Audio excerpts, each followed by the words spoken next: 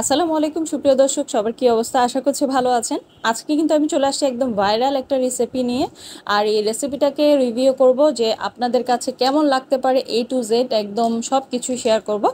তো চলেন প্রথমে বানানো শুরু করি। আমি যেটা করেছি, বড় একটা মাংসের টুকরা নিয়েছি, সেটাকে আমি ছোট ছোট কিমা আকারে করলাম। এটা পাটা পুতার সাহায্যে করেছি। আপনারা চাইলে ইজিলি ব্লেন্ডারের সাহায্যে করতে পারেন। পরিমাণ মতো সরিষার তেল দেওয়ার পরে মাংসটা দিয়ে দিব। আর এ পর্যায়ে দেখবেন তেলটা যখন গরম হয়ে আসবে তখনই দিয়ে দেবেন আধা চামচের মতো রসুন বাটা, আধা চামচের মতো আদা বাটা। আর এগুলো দেওয়ার পরে ভালো করে মিক্স করে নেবেন এবং নাড়াচাড়ার পরে যখন দেখবেন মশলার কাঁচা গন্ধটা চলে গেছে, এ পর্যায়ে দিয়ে দিবেন হাফ চামচ থেকে কম লবণ এবং মরিচের গুঁড়া আর হলুদের গুঁড়া। এতটুকু দেওয়া গুড এনাফ। এখানে গরম মশলা, জিরা গুঁড়ো এগুলো ব্যবহার করার কোনো দরকার নেই। তো সব কিছু দেওয়া হয়ে গেলে ভালো করে মিক্স করে নেবেন, একদম মশলাটা কষিয়ে নেবেন যতক্ষণ পর্যন্ত না মশলার গায়ে কাঁচা গন্ধটা চলে যাচ্ছে। আর এ পর্যায়ে যখন কাঁচা গন্ধটা চলে যাবে, আমি যেহেতু একটা মাংস টুকরা দিয়েছি, সেক্ষেত্রে আমি পানি দিয়েছি 1 কাপের মতো, 1 কাপ থেকে সামান্য পরিমাণ বেশি দিয়েছি যেন মাংসটা সিদ্ধ হয়ে যায়। তো পানিটা দেওয়ার পরে ঢাকনা দিয়ে আমি রেখে দিয়েছিলাম 15 মিনিটের মতো। মাংসটা একদম সিদ্ধ হয়ে পানিটাও শুকিয়ে গেছে, দেখতে পাচ্ছেন। এখানে পানিটা যখনই শুকিয়ে আসবে, তেলটা একদম গায়ে গায়ে থাকবে মাংসের। এ পর্যায়ে দিয়ে দিব একটা রসুন নিয়েছি আমি, আস্ত রসুন, সাথে দিয়েছি একটা বড় পেঁয়াজ, 4-5টা কাঁচামরিচ এবং শুকনো মরিচ দিয়েছি 4টা। আমি বলে রাখি, যদি আপনি ঝাল খুব পছন্দ করেন তাহলে সেক্ষেত্রে মরিচের পরিমাণটা একই রকম রাখতে পারেন।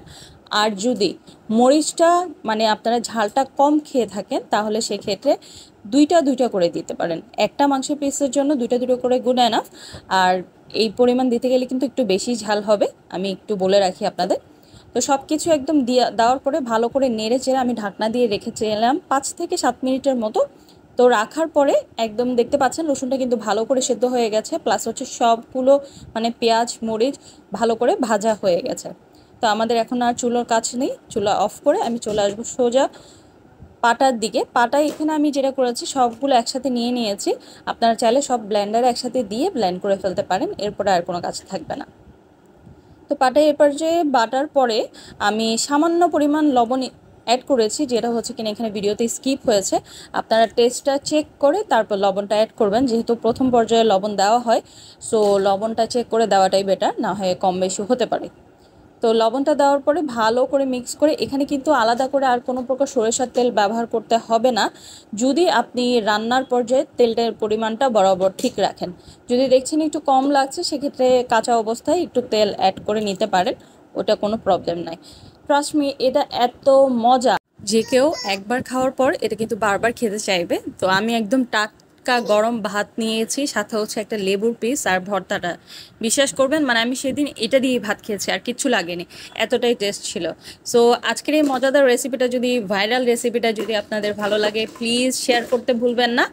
আর অবশ্যই আমার ইউটিউব থেকে দেখে থাকলে চ্যানেলটা একটু সাবস্ক্রাইব করে যাবেন।